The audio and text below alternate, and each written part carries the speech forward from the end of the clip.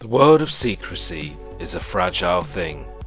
It exists in the hidden corridors of government facilities, behind the locked doors of classified projects, buried beneath layers of misinformation and denials. For the average citizen, such things remain elusive, mere whispers in the dark. But in 1989, a single voice shattered that silence. The voice belonged to a man named Bob Lazar. To the untrained eye, Lazar was just another scientist, another mind in the vast ocean of thinkers dedicated to the study of physics and engineering. He wasn't a government official, nor was he a renowned figure of academia. Yet somehow he found himself at the center of one of the most debated revelations in modern history. His claims were astonishing.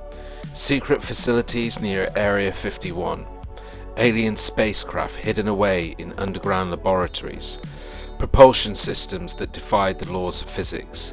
The weight of these allegations was immense, enough to stir skepticism, disbelief, and fevered curiosity among millions.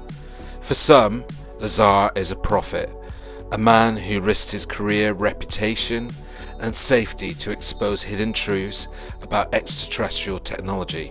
For others, he is a fraud, spinning tales crafted from speculation and deceit.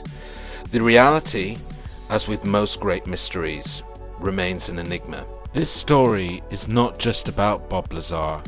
It is about secrecy, belief, deception, and the relentless pursuit of truth. It is about how one man's testimony reshaped public perception of UFOs and government conspiracies. Above all, it's about the internal human desire to uncover what lies just beyond the veil.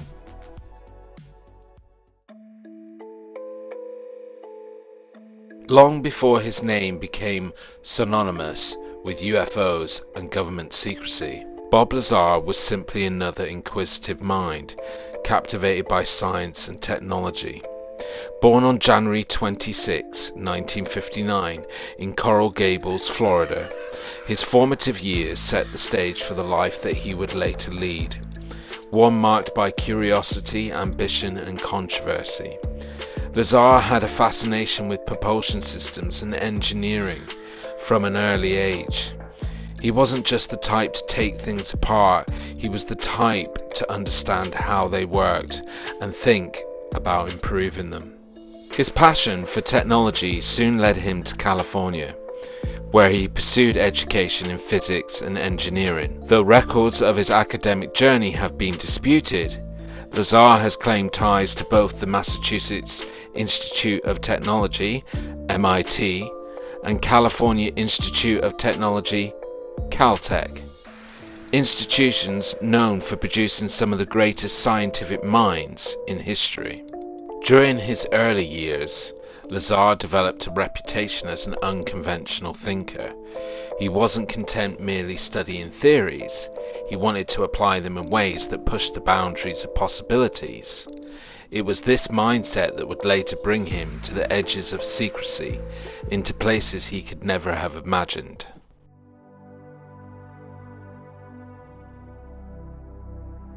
Bob Lazar's professional journey is as enigmatic as the claims that later defined his legacy. Before his name became synonymous with UFOs and government secrecies, he was a man deeply immersed in the world of science and engineering. Lazar's fascination with propulsion systems and experimental technology led him to work on various projects related to high-energy physics. He claimed to have been employed at the Los Alamos Meson Physics Facility, a prestigious research center known for its work in particle physics. While skeptics have questioned the legitimacy of his employment there, Lazar has pointed to a 1982 newspaper article that referred to him as a physicist working at Los Alamos, lending some credibility to his assertions. Beyond his alleged work in physics, Lazar also had a passion for engineering outside of academia. He became known for his interest in jet-powered vehicles, even modifying his own Honda Civic to run on a jet engine. This unconventional approach to engineering showcased his ability to think outside the box, an attribute that would later play a crucial role in his claims about extraterrestrial technology.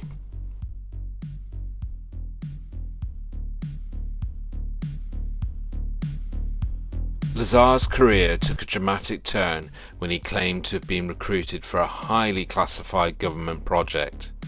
According to his testimony, he was hired to work at S4, a secret facility near Area 51, where he was tasked with reverse engineering alien spacecraft. He described the facility as a hidden installation built into the side of a mountain, where he allegedly studied propulsion systems that defied conventional physics. His claims about element 115, a mysterious substance he said was used to power extraterrestrial craft, became one of the most controversial aspects of his story, since at the time of Lazar's revelations, element 115 wasn't generally known or even acknowledged by many in the scientific community. However, element 115 was officially synthesized years later and named Moscovium. Lazar insisted that the version he worked with had unique properties that allowed for gravity manipulation, something mainstream science has yet to confirm.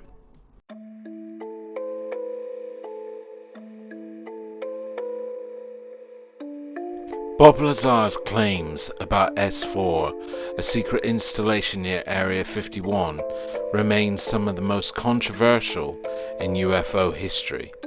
According to Lazar, the facility was located near Papoose Lake, approximately 15 miles south of Groom Lake. He described it as a highly classified site where scientists worked on reverse engineering extraterrestrial technology. Lazar alleged that 9 flying saucers of varying sizes were housed at S4, each with unique propulsion systems that defied conventional physics.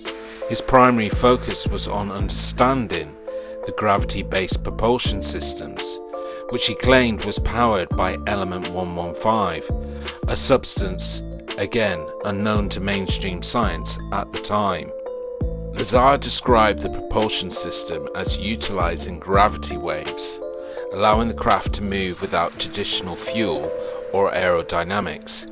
He explained that the reactor inside the craft generated a gravitational field, enabling it to distort space-time and travel vast distances instantaneously.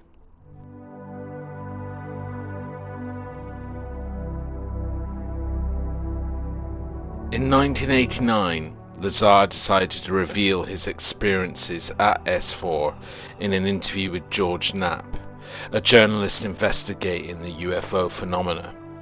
His testimony sent shockwaves through the UFO community, sparking intense debate about government secrecy and extraterrestrial technology. Following his revelations, Lazar claimed he was threatened.